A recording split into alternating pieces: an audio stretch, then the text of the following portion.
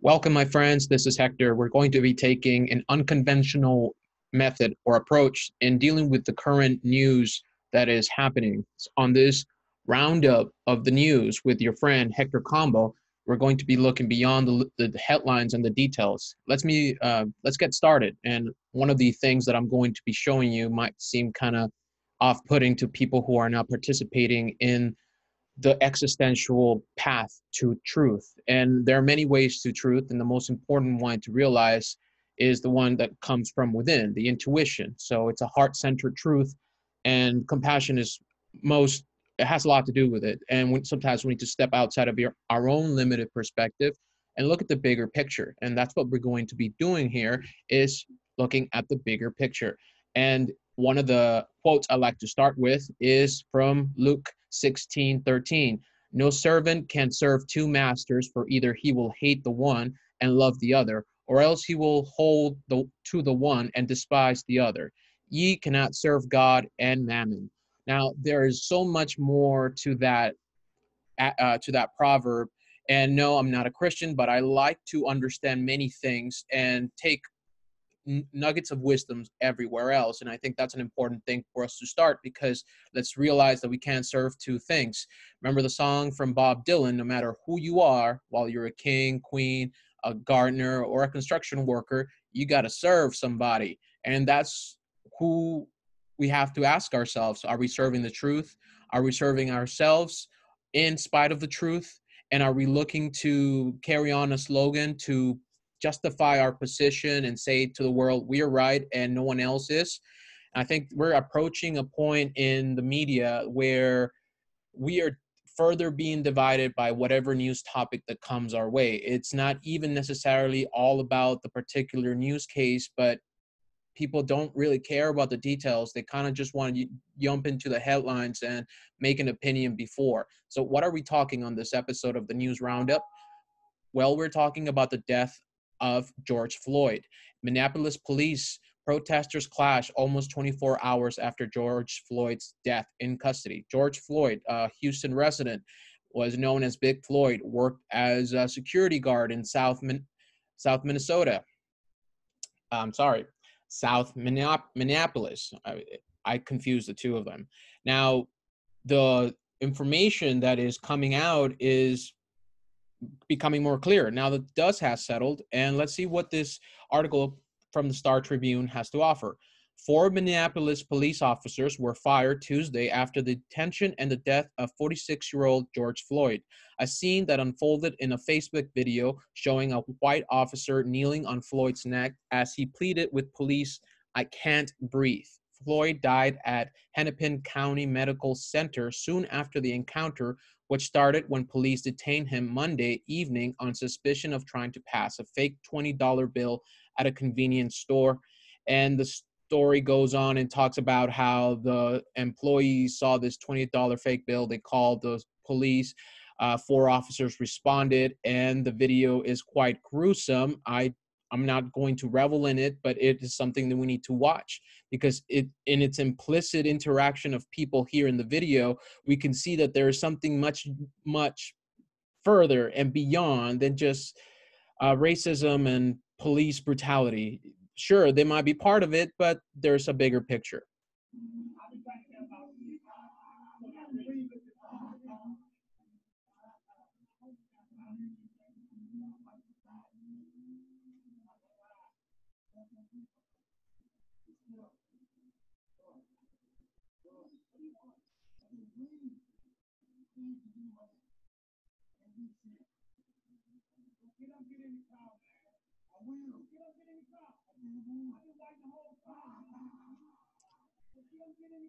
So the officer, Derek Chauvin here, this white officer on top of a black man with his knee on his neck for minutes, while the crowd was yelling at the officers to stop and let him go. And for minutes on end, the interaction goes on, and fellow officers, I think his name is Thao, uh, just pushed the crowd back and told them, this is why you shouldn't do drugs.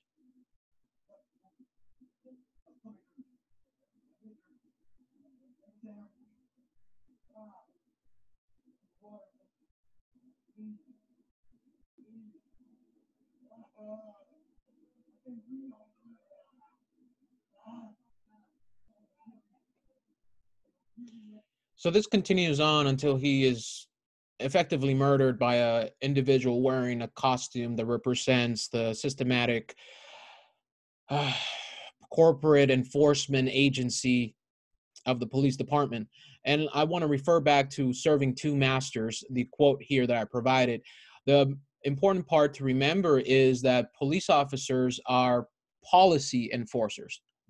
Their main directive as a corporate monopoly on force in a specific location, might be, Minneapolis, might be Texas, whatever. In these particular departments, these individuals wearing a matching costume, they are enforcing policies that are enacted by our representatives, which just so happen to not necessarily guarantee or protect the individual natural rights of us, the people. And yes, I understand that there are some heated debate, and I like to balance it with what the Law Enforcement Today news article came out talking about the Minneapolis murder of George Floyd. Police station surrounded, vandalized as rioting breaks out at Minneapolis. That mayor encouraged people to attend. So before I cover this article, the mayor, unlike other politicians, has been talking about his sorrow and how he feels that the officers involved should be apprehended, and they have failed a basic human test.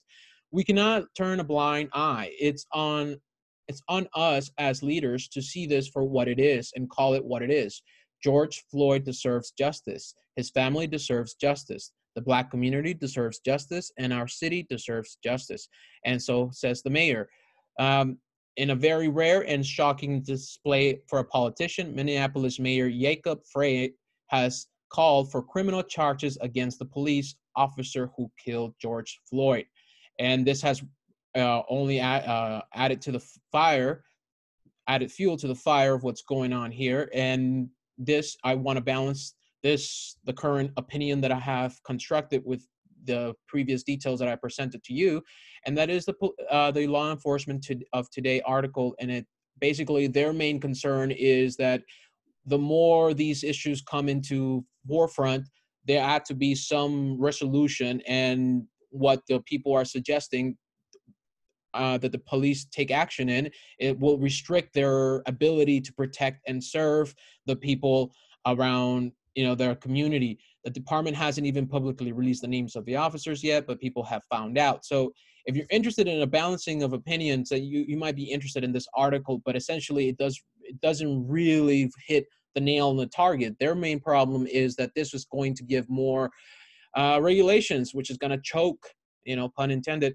choke the ability of officers to respond to criminals. And the reason that I mentioned the previous quote, the biblical quote, is because the thing that we assume in society is that the police officers are individuals representative of the community. No, they're not. They are a corporate established monopoly that represents the policies of the politicians. And if you were to choose to want to serve and retain your moral ethics and your individual action or agency in the Department of Police, then you are beset by a system of corruption. And, there are many popular examples of this, and I don't have to go all throughout the details. One person can differentiate that through their own reason. See, there's a big difference between an individual, and then there's a major difference between an institution composed of individuals who wear the same costume, embrace the same policies and regulations,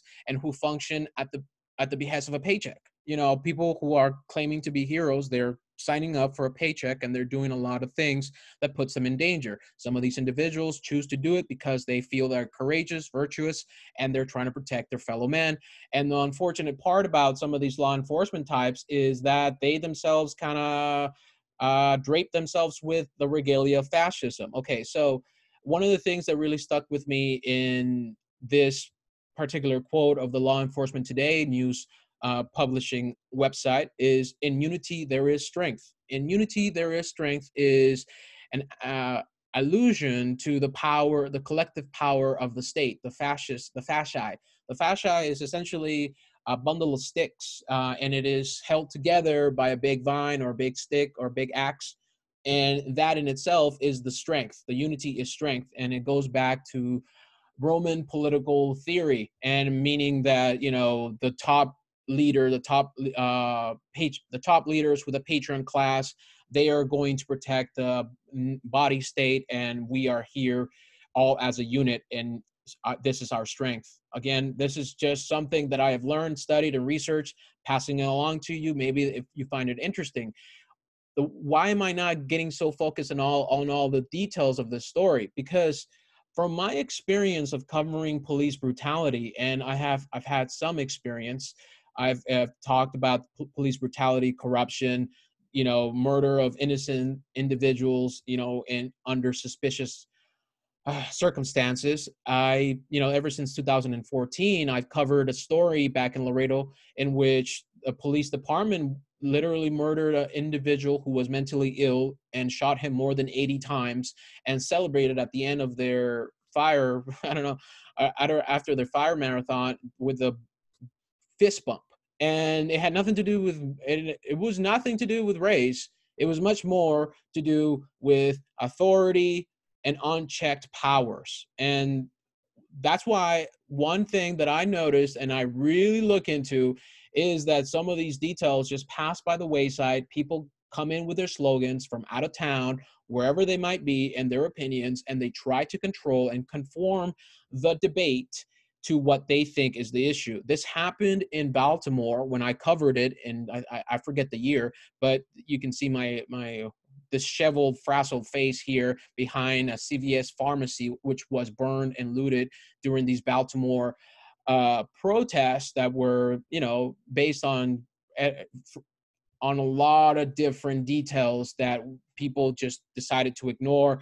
And when I did actually follow the story in Baltimore, where I kind of plugged myself outside of the case of Freddie Gray and just looked at the people and the community, I rode the bus and I listened and I asked the people, I asked the elder generation, hey, what do you think about all these riots? What do you think about this looting, this police abuse and stuff?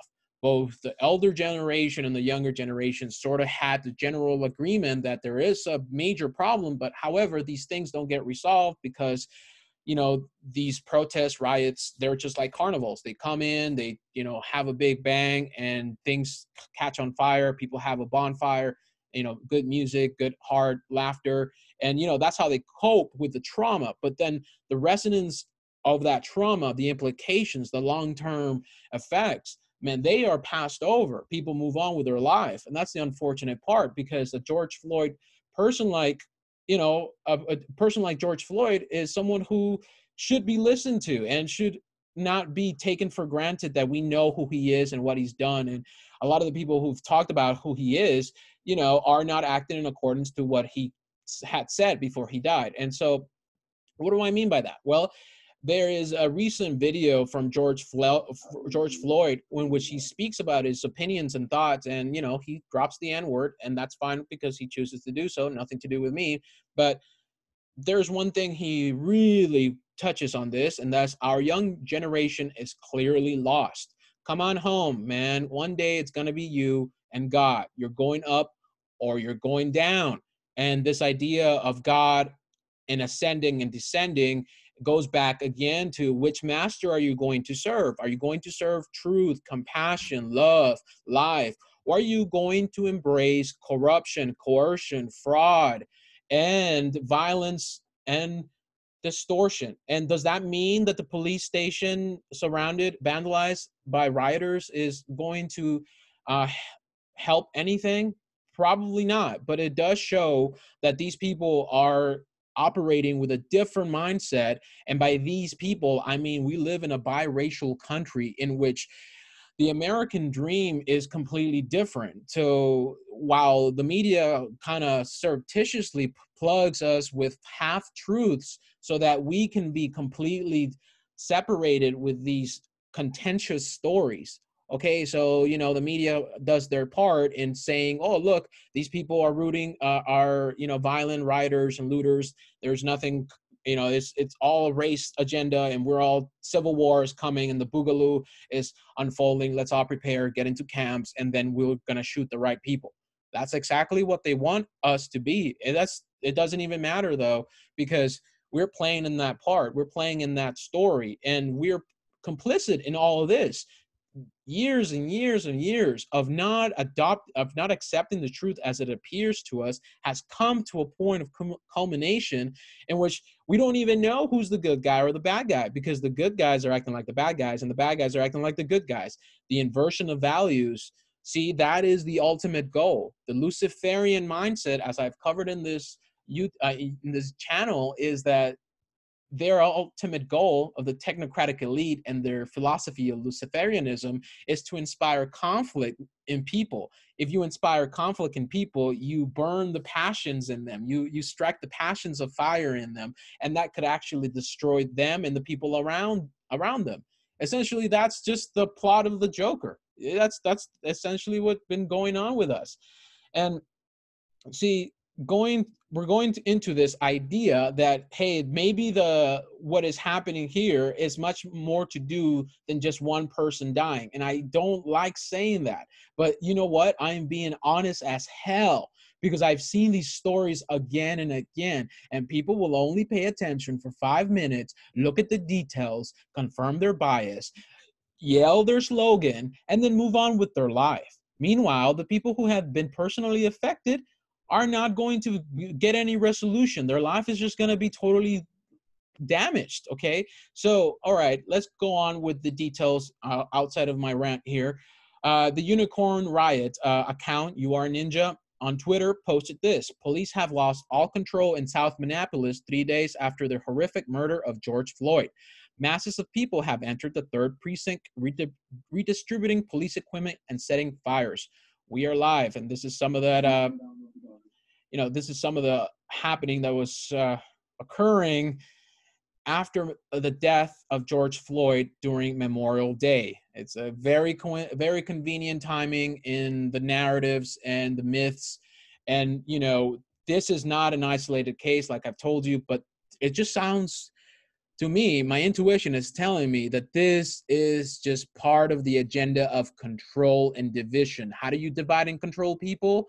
Well, you let corruption run amok, and people who choose to challenge them, you isolate them, you target them for demonification, and then the truth is no longer interesting, and we live in a post-human truth, and we're now only dealing with each other's perception of the truth and not with the truth in itself. So, when George Floyd, says to him says, come on home, man, one day it's going to be you and God, you're going up or down. Our young generation is clearly lost. That guy's speaking some truth, and, the people commenting about this person are saying, well, he probably did something. He resisted arrest. He shouldn't have done this and that or whatever. But that's more of a, thinking with the mind and not with the heart, not following the heart, the compassion of it. We need to be compassionate. Both the left and the right are complicit in the corruption of America.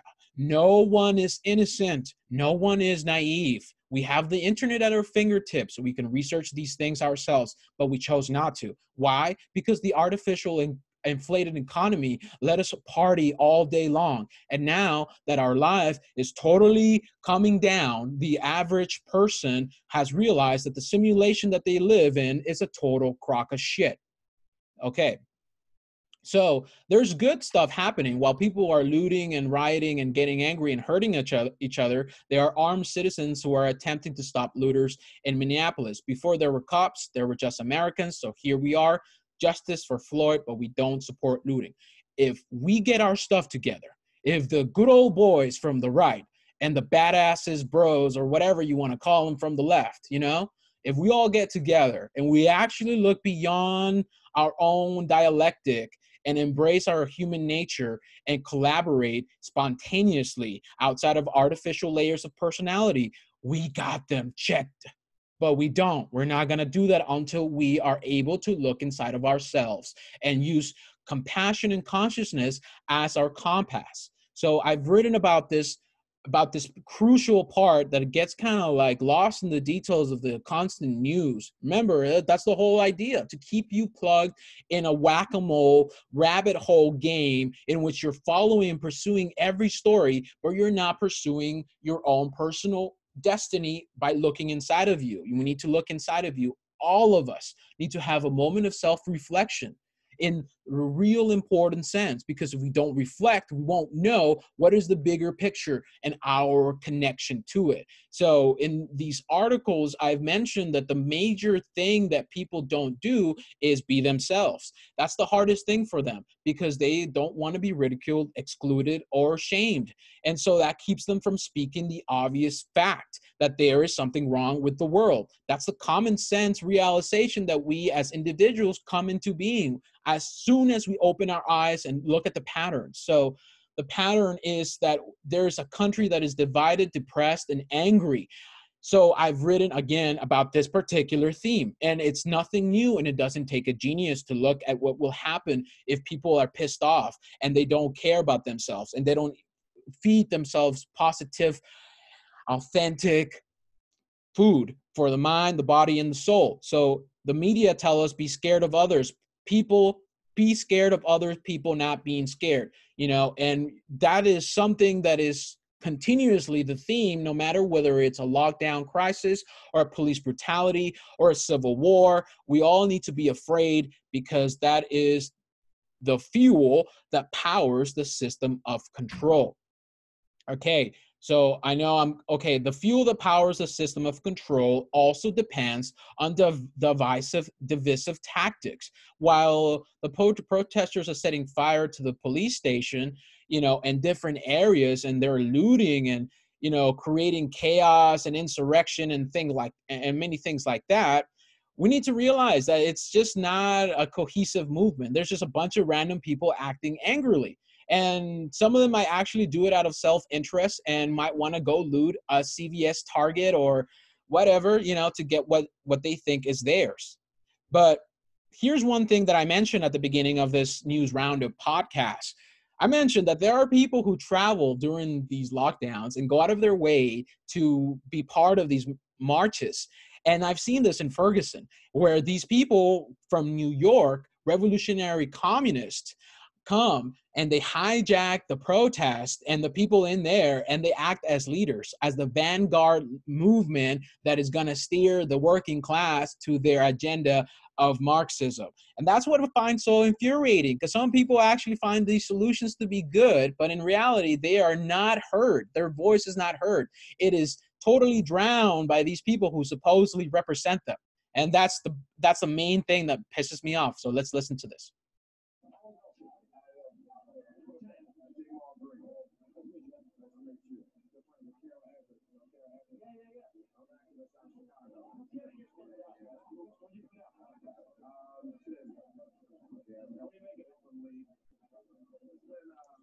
The reporter thinks the camera is off as he talks to a writer who traveled from Chicago to help lead the riots.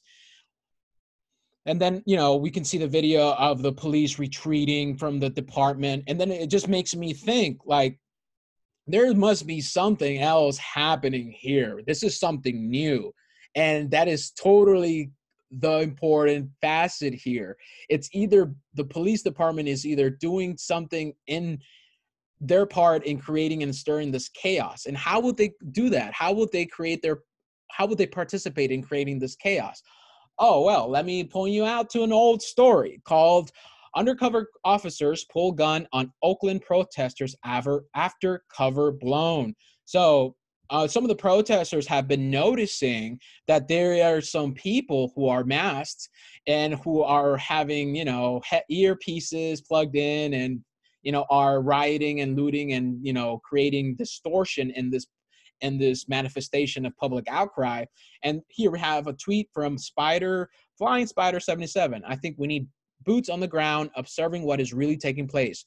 We are the news now. How much of all this is being staged? We can make a difference. That's a really good question. How much of this is being staged? Because we are living in a post-truth world where the battle for the human psyche occurs or unfolds through the medium of virtual simulation.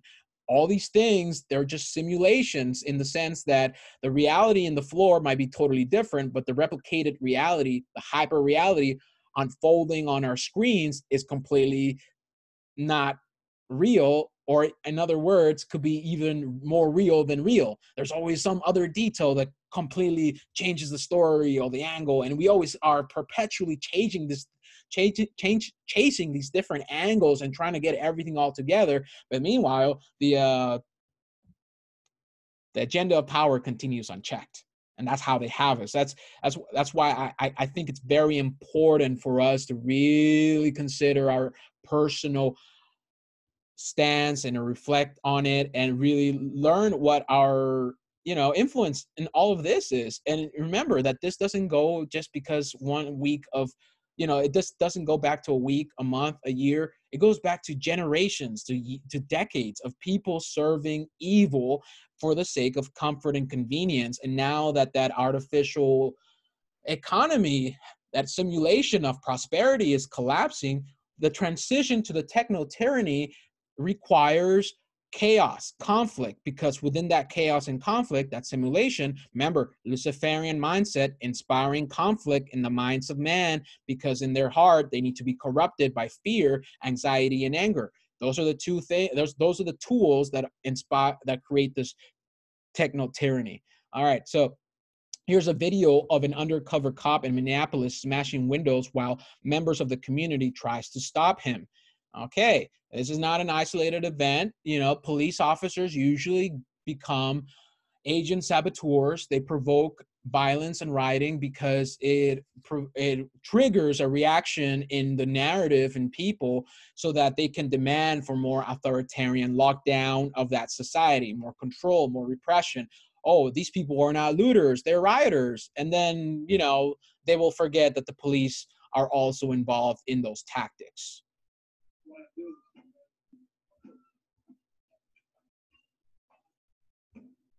See right here, the man with the umbrella just walking, breaking glasses. He's going place by place, and somebody, a black man is confronting this white man, breaking down glasses.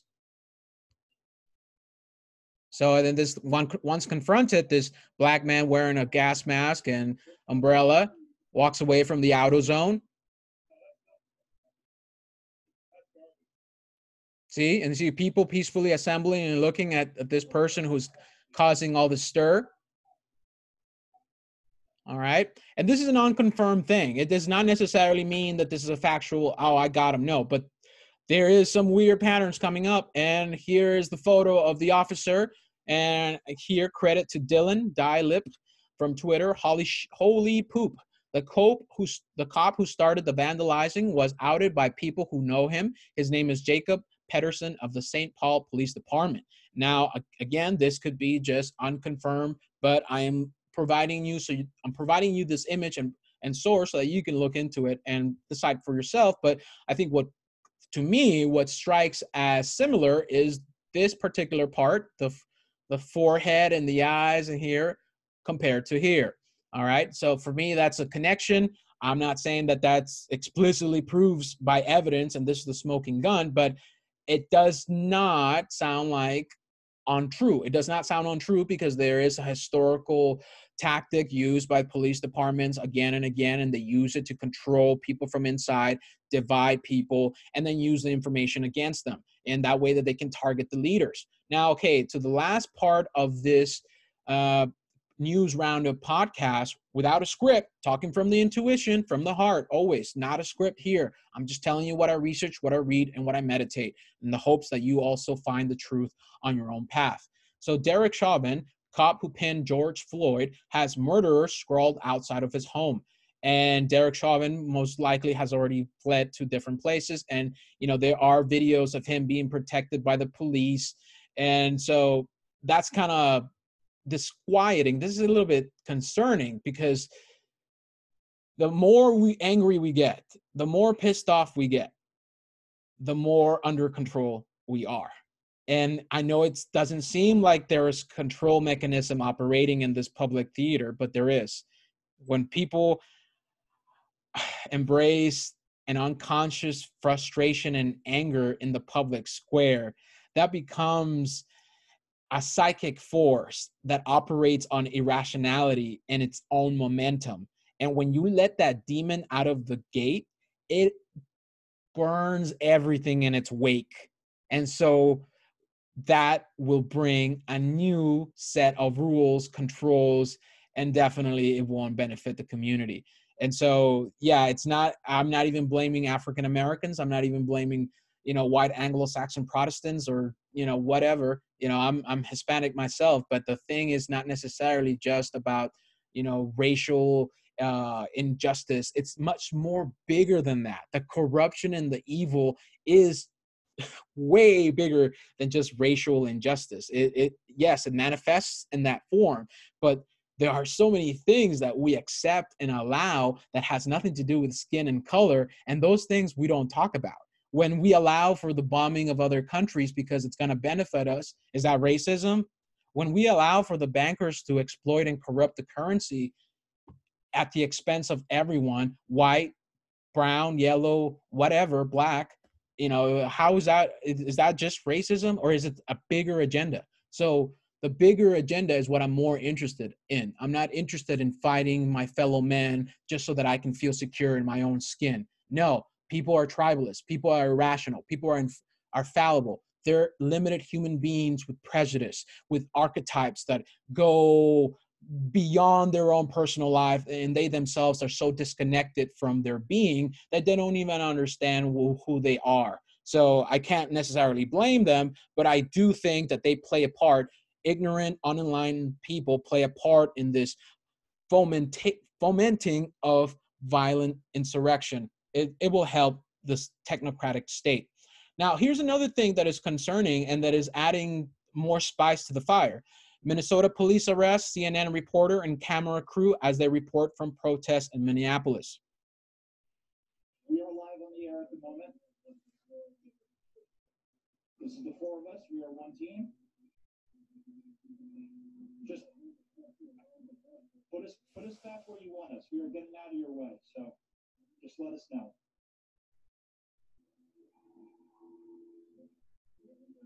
Wherever you want us, we will go. We are just getting out of your way, saying and scattering the protesters at that point for people to clear the area. And so we walked away. I'm sorry? Okay. Here you can see him getting arrested. And one thing that I'm going to point this out, and I recommend you look into the live feeds and really delve into it because we can see the details that are not covered by the media. But one thing that concerns me is when people say things like this, they should lock them up for fake news. Now, that's a ridiculous statement, but it comes from a very authentic, I guess, quote unquote, authentic or real place. I bet that this person is very angry with the criminal news network, CNN, and all the, division that they've stirred up. But remember, this might be more than what we take it for. This could be a simulation, something that is a theater that is meant to elicit our emotional reaction so that when the state listens to our triggered reactions, we can say, oh, okay, so you're okay with journalists being arrested, whether they are from CNN or not, but you're okay with that. All right, let's double down on that and give you what you want. And so that's one thing when we are so caught up in one dialectic, in one aspect of reason and not look into other things and not try to balance it and be cohesive, we get into these echo chambers that don't necessarily benefit us in the long term and just keep us reassured that we're right. Fake news. Of course they're fucking fake news, but they're not going to get arrested just for the sake of, liberty and reality. No, they're going to get arrested for maybe another reason, So that is my suspicion. My suspicion is that the police departments and the media and some of the politicians may be involved in some simulated event that's going to bring in some other authoritarian controls. That's my assumption. That is nothing I don't have proven, but think about it. What is the pattern of the crisis that have occurred in the past 20 years? Whether simulated, controlled, hijacked, co-opted, organic, natural, whatever. The end result is that people get emotionally triggered They go into the public square, they choose their camps, and they fight it out. The agenda of control continues, and people forget and get confused and pretend they didn't have a part in it. So that's what I am ending with today on the News Roundup podcast. The silver lining is that we are in a country that is divided, depressed, and angry. And that is nothing new. And it's being built up, has been built up for years, and we are part and responsible for that. We can blame the media, we can blame the politicians, we can blame the police officers, we can even blame racism if you wanted to, but really it all comes down to the individual. The crowd is an unconscious collective of people who don't necessarily all adhere to one agenda or item. In other words, the crowd does not have a reasonable consciousness. It has an irrational consciousness that is an aggregate of all the pathologies of individuals who go out and riot. And now I'm also going to be talking about the other people who sit behind their screens and talk about, oh, he didn't do anything, he probably deserved it. Oh, these people are not looters, they're rioters. And these are the other people who are also complicit in the audience, who are cheering and jeering the eventual oppression of everyone, because they believe that they're protecting the nation state by their unity. And so they're going to be covering articles and talking about how the events are going, these crises are going to make them more, it's going to make police officers more incapable of pursuing their job. And so I think that's the wrong question. The real questions begin when we look inside of ourselves and investigate what it means to be an authentic, individuated self. And so that's an important thing. The silver lining is that there are solutions, but they are very long term, and they don't necessarily rely on political regulations and things like that. This country is gone. There is no bringing it back together, all right? We don't even allow ourselves to enjoy morality or truth or anything. And yeah, you could enjoy morality and truth. Haha, it's funny, but it does happen. You could do it. And so that's why we're not going to fix this. And if we are going to fix this, we need to appreciate that we create our own epoch and we're responsible for it. And we cannot project blame, guilt onto others. And if we're actually going to heal, we have to accept our responsibility and understand those people who hurt us and why they hurt us and contextualize it. Okay. So with that said, I want to leave you with these two articles about embracing our human nature. They might be unrelated, but I think they come back to the same point. And this is previous news roundup. I end up with the same point. All these crises are coming down to the self. Consciousness can only exist through continued recognition of the unconscious, just as everything that lives must pass through many deaths. And remember, the state, the government, whatever, they don't possess the rational mind. The individual does. The crowd does not possess the rational mind. The individual does. So we cannot lose ourselves in these hopeless solutions. Thanks again. This is Hector Combo. I hope that I informed you and kept you plugged into a new paradigm that empowers you instead of just filling your mind with the many things you probably already heard before. Thank you again. This is your friend Hector Combo signing off. Until then, I hope you have a wonderful day. And until then.